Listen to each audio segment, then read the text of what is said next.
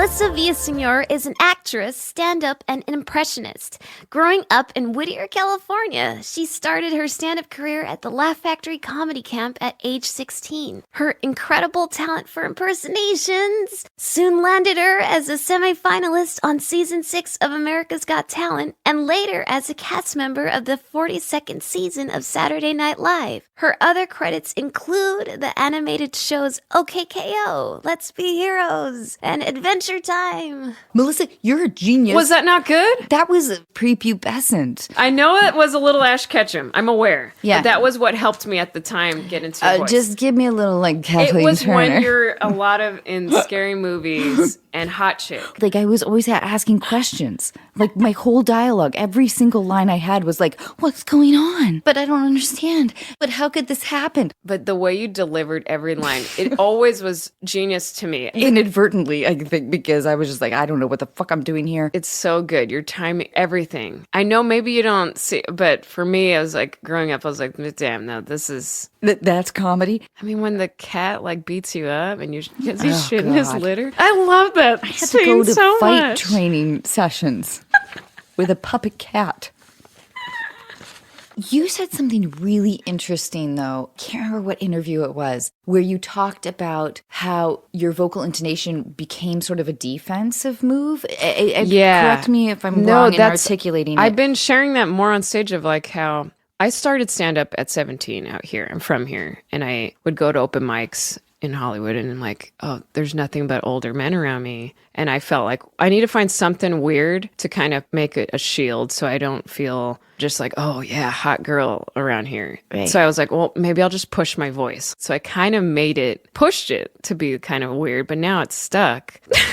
But then it kind of toned down. But I remember there were a few years in the beginning where I was trying to find out what I'm supposed to be on stage. I completely understand that. I'm not a stand-up. Like, I hide behind character. I was a shy, quiet kid growing up. Me too. And I think that most performers are. It's like, okay, I can perform because I have this character that I'm supposed to do. Whereas stand-up feels defensive and honest at the same time. Do you think it is. But I feel where I'm at now, I guess it's like 12 years of stand-up. I feel like I set the stone of an honest thing, whether it's about my family or something, and then I'll like make it really silly. So then I go into some character or even my own voice on stage now has like a nice grounding, but I feel comfy in my voice now. Yeah. So when did comedy like clock in? I think it was like started with my dad. He would always play like Ace Ventura movies, but I didn't realize I'd want to be a comedian until I started like, doing impressions when I was 13. But did they laugh at you? Were they like, oh my gosh, we have a star on No, they our never. hands? No, hell no. So how did you audition for fucking America's Got Talent? So I realized now, I was really into the pop queens, bubblegum pop when I was like 13. Britney Spears and Christina. Oh, I could go through all of them if you want. But I really loved them. And then I realized, one, I could sing and I could do singing impressions. And then I shared them with classmates at Ramona Convent. And everyone would laugh. And I was like, that's a nice feeling. I haven't felt that before. And then I just started coming out of my little shell. And I did my high school talent show. I always wanted to do a talent show. Even when I was in elementary school, I remember like seeing girls sing Selena or whatever songs. And I would be in the crowd like, I could do that. I could sing. And then sophomore year at Ramona, I did 6 impressions, singing impressions. Avril Lavigne, Britney, Christina, Shakira, Ewan McGregor, someone else. Did you just say? Yeah, Ewan McGregor. Okay, it was Moulin Rouge. He sang in that movie, and he had such a good voice. And I could go to a pretty deep place with my voice. And it was like, he covers Your Song by Elton John. My gift is your song. Whatever. And this one's for you. And you can tell everybody this is your song. He like sang it like that. And I was like, oh, damn. But anyway, so once I realized I could make people laugh with my impressions, that's when I was like, I'm going to be a comedian. I got very determined and I did the Laugh Factory Comedy Camp that summer. I didn't care about high school anymore. I was like, And your screw parents were it. like, great. No, they still were like, well, this will phase out. This is cute, I guess. And then after high school, I started doing open mics. I went to the Haha Cafe, Laugh Factory, all of them. And they didn't believe in me. No. I was going to Fullerton Junior College just to please them, but I didn't show up in class. I was like, I just wanted to stand up. Yeah. You know, one time you were at a Comedy Store open mic on like a Monday night, and you were sitting in the front and no one was even there. I was like, what? She's coming to see open mic comics? Yeah. I performed in front of you when I was like 20 or 21. Huh. I love that. I think I made you laugh. Oh, I'm blushing. It was really cool. I remember like feeling like, oh, I made Anna Faris laugh. Melissa, it was, like, so cool. That is such a nice compliment. Yeah. Thanks. It's true. All the comics I remember like, oh, Anna Faris is there. Really? Dude, if you tried stand-up, I think you should. It'd be so cool. I don't know if I could do it. I don't know. Yeah. I don't know how you guys do it. It gets better. That's what's so cool. And then I get to a place where I'm like, boy, I can't ever stop. Like if I go a few weeks without being on stage, I feel, oh, I'm missing something. But there is the overthinking element. That's when I know I'm really getting tough on myself. Like, come on, come up with new stuff. When really it could just be like, oh, you know, I came up with something recently. I was like, when I spent the night at my parents' house, I forgot my toothbrush, and my dad just like grabbed one. He's like, here you go. I'm like, that's been used. It's like, no, it's brand new. I'm like, you're a liar. But it's just like, it's just fun to talk about. It can be just anything. Oh, okay. I know you've talked before about your favorite impressions, but do you have like a secret favorite? My favorite one, I think right now, is Steve Buscemi. The voice isn't perfect, but I like making his facial expressions. I have a bit about why I love Buscemi so much. Why? He just goes with the flow of life. All his characters are this. Is it? I guess we'll do that. And I was like, damn, I just love that, dude. Dear listeners, I have to. I wish I could show you what Melissa's doing for their face right now. She's like kind of backing away from the camera. She's taking it all in. She's like arching her eyebrows, but not really, not without like a ton of investment. It's amazing. Yeah, it's my favorite bit too. It's because it just makes me feel good. I embody Buscemi in my soul, in my heart. When people make me feel bad for not living up to society's rules, you know, like when people say like, why would you let your gray hair grow out and your bangs? I'll go, sometimes want to look like a skunk. And then my mom, if she looks at me and says, hey, take care of your mustache, it's growing in, I'll say like, fine, I'll comb it. Will you help me with my Gwen Stefani? Oh yeah. I've never done this out loud. Don't speak. I know just what you're feeling. How to sing. Help me, help me, help me. Please, Melissa, please. Your face you're making is really good. Okay. Don't speak. Don't speak. I know just what you're saying. So please stop explaining. Don't tell me 'cause it hurts. No, no, don't speak. I know what you're thinking, and I don't need your reasons. Don't tell me 'cause it hurts.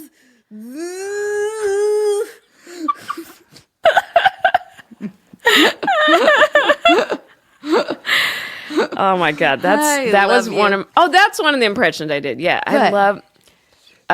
Gwen Stefani, man. That's one of the best. Because you're right, because it's like It's a she little has bit this, of a baby voice. the sexiest cold. Yeah, that's what it is. It's like, damn, how does somebody get a super fucking sexy cold? Don't speak. Right? You're really lovely underneath it all. And you want to love. But I also high love school. like the old, like their first album, No Doubt's first album, where she was like that ska, like she would just She had like cute. Open the gate up. Open the gate. the Total Hate with Sublime is so good too. Oh, but didn't it frustrate? Like any guy I had a crush on, it was like he was in love with Gwen Stefani, and I you was couldn't just, even. I was just like, she took it. She took it all. She She took all took the it. men. She took it all. But it's so crazy how before her there was no one like her to come up with something Oh my so God. like this is you. Oh, that's so it weird. was amazing. That's so amazing. But did you have like posters on your wall growing up? No. Why? No, see, I wanted to, but my mom was so strict. My mom was too. She was like, "You were not going to be a fangirl. You were not going to boy crush." she had me put my Gwen Stefani poster in my closet on the door so it's facing my clothes. I had to listen to Whitney Houston like in private, Yeah. and Cyndi Lauper in private. Did you go to all girls school? No, just went to the public school down the street. But strict folks. Yeah. My room was all pink, which I don't mind. I now have a pink room, weirdly. But as a kid, it was so fancy. Even my comforter, my mom was like, well, I paid a lot of money for that comforter, so don't lay on it during the day. So I had to take my naps on the floor. So then if you had a crush on a guy, you couldn't tell her. Oh, like Lance Bass? Yeah. That was my crush. No, she well knew, but she made me put all the posters under my bed in a Tupperware. She was like, I'm making a proud daughter, and she will not lose her virginity till she's 37. My parents were pretty strict. Like, I didn't have a birds and bee talk. My mom, the only time she was like, you're not doing that stuff, right? And I was like, no. And that was it. But then were you kind of doing this stuff?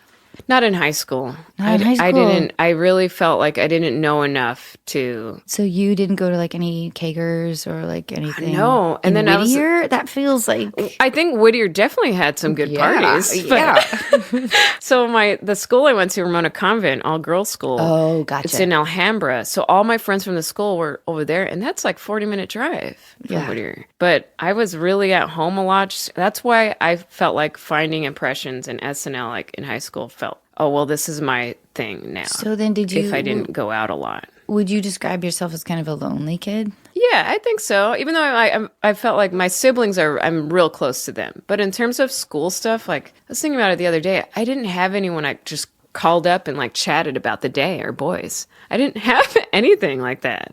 I felt it was weird if someone called my house and was like, what do you want? I don't just sit here and chat. I didn't have that. I think that there's a total correlation between loneliness and like adolescence. There's no way you could be a normal human if you didn't feel lonely. No, we're all weird. Can we talk a little bit about SNL? Yeah, I'd love to.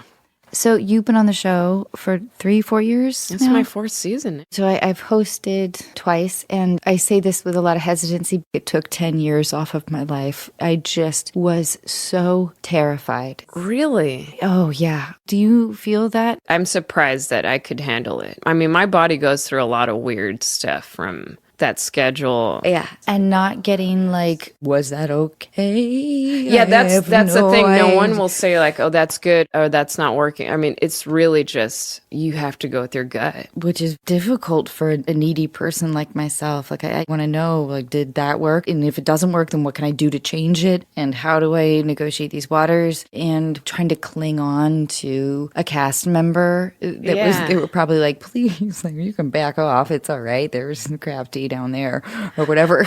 Just like, oh, what to say.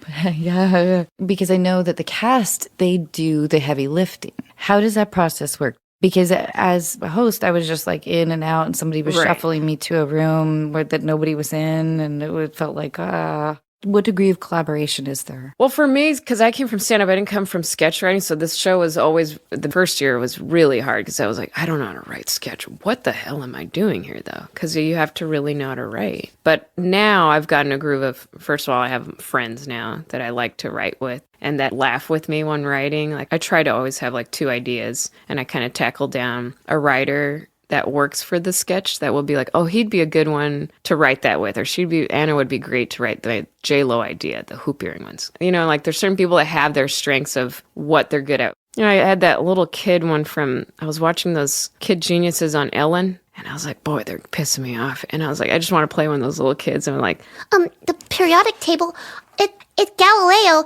is, that's what he invented. And everyone's like, yeah. And I was like, I don't like that kid. I just kind of like exaggerated to what I wanted him. My favorite, I think I've watched it at least 20 times, Melissa, is Girl who the Dirty Talk? Law and Order. Oh, yeah, that's Anna Dresden's character. Yeah, Anna's so good. I loved it. That was my favorite. I loved that. I loved it so much. It was like, it was just brilliant. It was a good one. I love that one. Okay, you don't have to tell us if you are single. Well, I am. Okay. And you know what? I'm loving it. Okay, here are some deal breakers. Okay.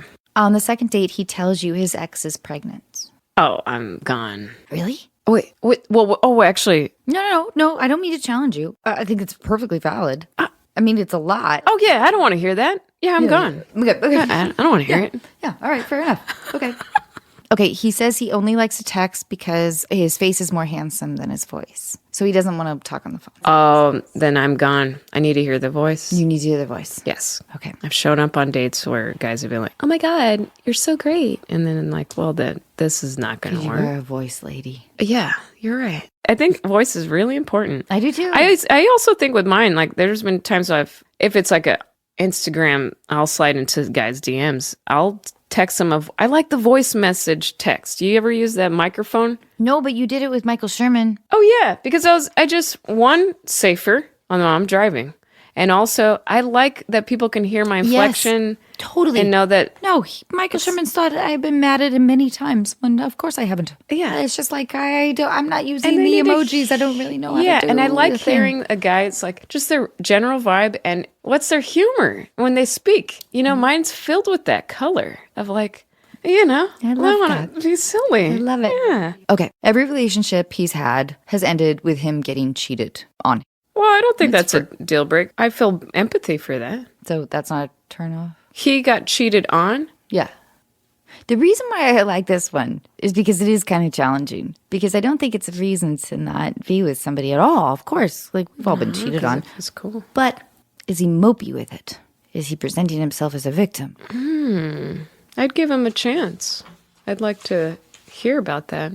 What do you want in a man? I want a funny guy that I think is cute. Doesn't have to be Mr. Hottie. It would be a plus, but I think it just attracted to funny. Loves to hang out with my family. I just want someone that feels like a home, like how I feel like with my family, where we're joking around. And I haven't had that yet, where it's just like, oh, ever? He just, yeah. I don't think ever? I don't think so. Wait. Have you been in love? I don't know, to be honest. I don't know. It's been so long since I've even had a relationship. What was the first hard crush that you had in person, not like a, dream? I had a boyfriend when I was like 20, 21, and I thought he was really sweet and cute. I liked him. So you guys were in college? Or? No, I was at the Comedy Store, a comedian. Did a lot of comedians. I don't mind saying that. I like funny guys. I've gone on dates with Snoots Fest, and I'm bored. I'm the only one laughing. It's very... I feel like if I just keep looking at you... I'll just keep spilling it. That's fine. But yeah. You totally were on to me. I actually made a list like Whitney Cummings did in her book. There's a lot of things. What would the top 5 things be? I mean, funny. But funny is all over the place. Man, I'm real picky, though. I guess you're right. I don't like a force. Boy, do I hate a force funny. So tell me, though, who would be your dream person then? I mean, I've had crushes on like, oh, I would love Donald Glover. I would love Javier Bardem. Sure. Yeah. You know what? Guess who can make that happen? Faris. What's dating like? Well, for me, I'm not on any apps. I'm not seeking out a relationship just because I did realize I have a lot of love and I'm very happy with everything in my life and grateful. I don't feel like there's anything lacking. I only feel that when someone kind of pins me and says like, what's going on? Any guy or any relationship or family members, like any boyfriend? And then I feel kind of bad, but then I'm like, I actually feel full. Do you feel pressure good. from your family? Not so much, no. My parents are awesome. They're like on board like, nah, she's a rock star comedian. Fuck yeah, she is. But yeah, I feel good. I just feel like in the flow of things creatively and silly, and I sometimes don't want anyone to mess with that. Yeah. And I know there's a certain guy that has that pull of where I get that anxious attachment, then everything gets pushed aside because it's all about him, and then that's where I get scared. So I'm actually kind of nice no one's messing with that right now. That's really wise. Yeah. Yeah. My heart's open. I want to say I'm not closed off to love. I want to laugh with someone and share, but I don't know when that timing is. This episode of Unqualified is brought to you in part by Best Fiends. We all know there really is only one Match 3 style game worth playing. It's the one with an actual storyline, cool collectible characters, and non-stop action-packed adventure. It's the one with literally thousands of challenging puzzles to solve. And yes, I'm using the word literally correctly. Of course, I'm talking about Best Fiends. You meet your Best Fiends early in their careers. They don't have much experience, but they have heart. I recognized a little piece of myself in each of them. And so I began to assemble the perfect team. I watched them grow as we solved puzzle after puzzle, working hard and playing hard. Today, my best fiends are ready to go anytime and anywhere. I'm really proud of what they have become. With new challenges and levels added all the time, there's never a boring moment. So download Best Fiends free today on the App Store or Google Play. That's friends without the R. Best Fiends. Yeah. Gosh darn it, I was just starting Dungeons and Dragons right now. Hey, What? hey, I'm really sorry. I'm new here. Yes. I'm Ashley. What do you need? Some crackers or some candy? The truth is, I was going to ask you for sugar, but then that felt kind of obvious. I also wanted to know if my parking space was 203, because somebody was in 203 and... Oh, here's my keys. You can move it. Oh. I got to get back to this game. Yeah, I'll be right there. They're in my headphones. I'm actually pretty good at this game. Well, get on in here and help me beat this level. I can't beat this one dragon. He keeps... Oh my god, it's so easy. All you have to do is use the flamethrower. Wow, thanks. You know what? You're very cool. That's how I got scouted. I was playing online, and then someone said, hey, I like that move. It is awfully dark in here. Yeah, I don't like lamps. Yeah. If I need to eat my meal, fine, I'll turn on one light bulb. That's it. What is that odor? It's cool. I mean, it's like... No, that's my pits. Here's my card. Oh, you have a card. Yeah, I drew that. Melissa, will you tell us really quickly about... You don't tell us really quickly. Please tell us about your weird things. So, one's kind of a little gross. I love a gross. Okay, I feel like you would. I brought my retainers. Yes. Now, don't touch them, of course. You can hold the box. I had my mom pay extra for the rainbow retainers. They wanted just a classic, and I was like, but if you had options, they were like, yeah, you can also get rainbow or stars, but that's extra.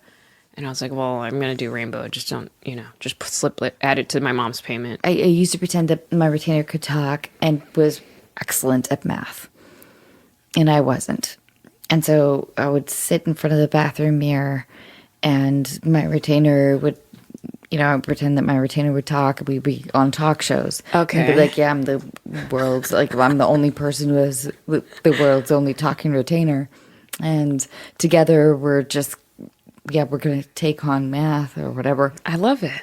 But I love it that you brought your retainer. I had also the headgear that wrapped around my neck. Yes, me too. And then there was like a cushion, and that's where all my, the sweat would go. And then I would smell it. We're out retainering each other. Yeah. You wore yours to school? Well, once. And then Lacey Newman was like, oh, hey, I hate Lacey. Yeah, Lacey was, she may have, I don't know. I don't know if her life was I all wish that her well. swell. I hope, no. But but she was like, yo, headgear girl, I'm going to fight you later. And you could have just taken it off and thrown it right at her, and then it comes back.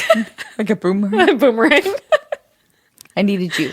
Yeah. I needed you as my I would best have been friend, a good Melissa. pal. I was always wandering. In high school, I didn't have a group to sit with. I was just Melissa, the comedian, this free gal, and I would sit around with all the different cliques, and I was just I'm just going to be funny. And I loved that. I had that little special. I was embracing that.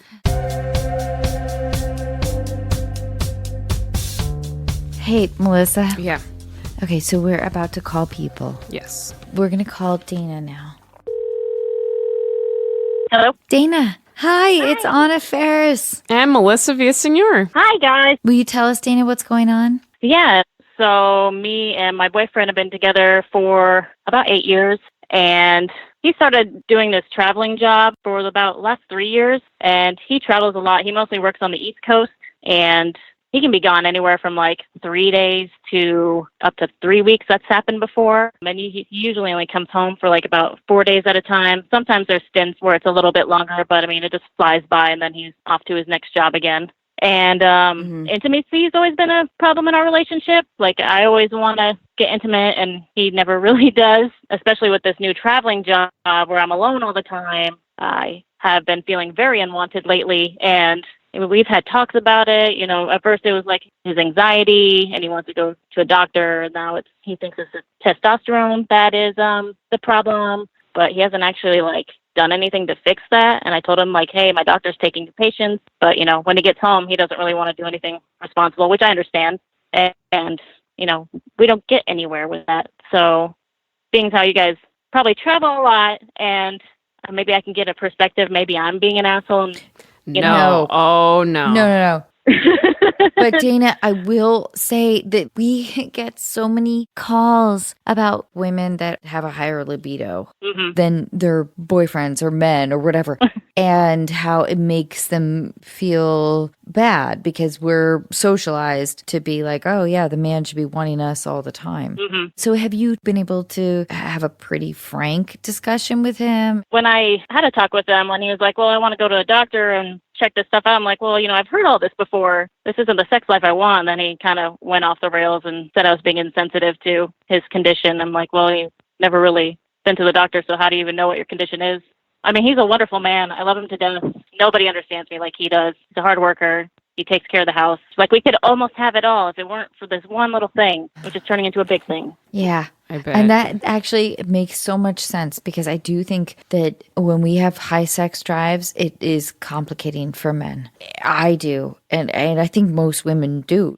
So if there's any rejection element, feels like, okay, what did we do wrong? Or am I not sexy enough? But I wonder how you guys get close again. But it shouldn't be your responsibility. It should be him.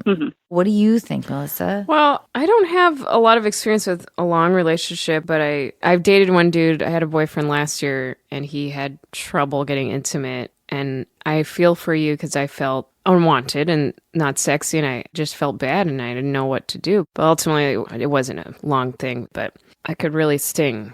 Yeah, I think you should both try to work on this, I think. I don't know. That's all I can say. I really don't know what else to offer, but yeah. I don't know either, but Melissa, I do think that what you just said is something that most everybody can relate to. The idea of like... Well, I was dating this dude and we had everything. Laugh, sense of humor. I mean, we got along, and the one thing was he had trouble with, and I was fired up. I'm ready to go, but he just couldn't.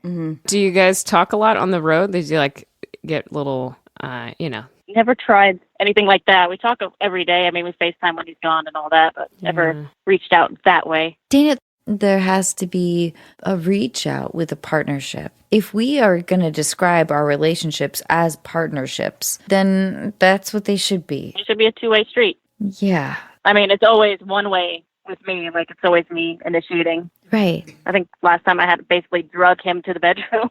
Like, nope, we're doing this. But then it just feels like an obligation. Right. Do they have a slaw where you are at Sex Love Addicts meetings? I'm not suggesting that. It's just a really nice supportive group here. I don't know if there's one in LA and New York. I think you could go online too. Yeah. And I love the women's meetings. You gather and everyone shares stuff, and it's pretty helpful. That's really good. I haven't gone in a bit, but I went while I was dating that dude last year a lot because I felt a love addict-y type of person and fantasy addiction. So it's just nice to be a part of. Yeah, I haven't looked into that. Yeah, they'll have a bunch of meetings located around every day. Oh, Dana, you know what? I think the big thing might be to ask people that you trust in your life, but only one or two. Like if you trust your mom or you trust your sister or you trust your best friend. But also, do you see your boyfriend and you like having a long future? Yeah, we were actually engaged at one point, and then we took a year off and got back together. So I told him, like, when we got back together, we're like, well, this is it. We're not dating anybody else after this. And when was that? 2016 is when we took our break. Do you guys still feel the same way? Yeah. Dana, I wonder if you've moved away a little bit. I wonder sometimes, Do you want to marry him? How do you feel? He has to take care of some things before we get married. So, after that, I'll say yes, but...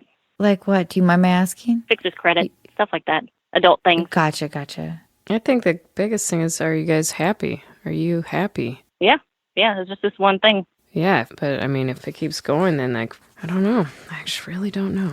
Yeah, I feel like that I'm at the point of throwing an ultimatum at him. Yeah. And that's kind of scary because I don't like the idea of an ultimatum. Yeah, and I know You're not going to do real it. I'll scary. find somebody else that will. But Dana, I feel like if you threw an ultimatum at him, I don't know if he would accept it, and I don't know if you would deliver on it. I mean, you guys have been together for so long. So it's like a verbal ultimatum. It takes so long to separate, especially when you've been with somebody for 8 years. Right. You know what's crazy though, Dana? Please feel comfort in this, is that so many people are out there that are in this same situation. It sounds like he's not living up to your expectations in the life that you want for yourself. That's what it sounds like. And I don't want you to have to live a life that isn't up to your level of happiness. Yeah. Yep, I was afraid of that. Oh, Dana, I'm sorry. No. It's all the things that creep in your mind. When people like write in with really vulnerable, interesting problems, usually they kind of know the answer that they need to hear. Right. I'm unqualified to answer anybody's questions, but usually it does feel like, okay, this is something that somebody needs an outside voice to hear. Do you have a therapist? No. Therapist, I mean, when you get one that's, oh man, it's real good. I've had therapists that, they're too kind. They're like, oh. And I'm like, I don't need that. I need discipline. I need someone to tell me what I need to work on about myself, who I need to stay away from. My therapist will say, hey, you stay away from that guy. I'm, all right. Yeah, you're right. I can't be, I don't know.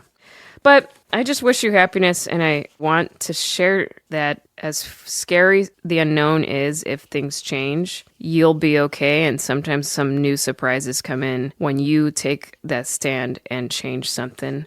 Always something new comes. Good. And it can be very scary, but there's also some beauty about it. I feel like even if I've only had experience with little relationships, every time they've ended or whatever, I've always found some like new beauty about myself or something. Someone fucking rad comes around. So I just want you to know that you deserve to be happy, and yeah, you could take the stand. You could do what you need to do. Awesome. That's really nice. Hell yeah. Dana, I wish I could close this up as eloquently as Melissa did. But shit.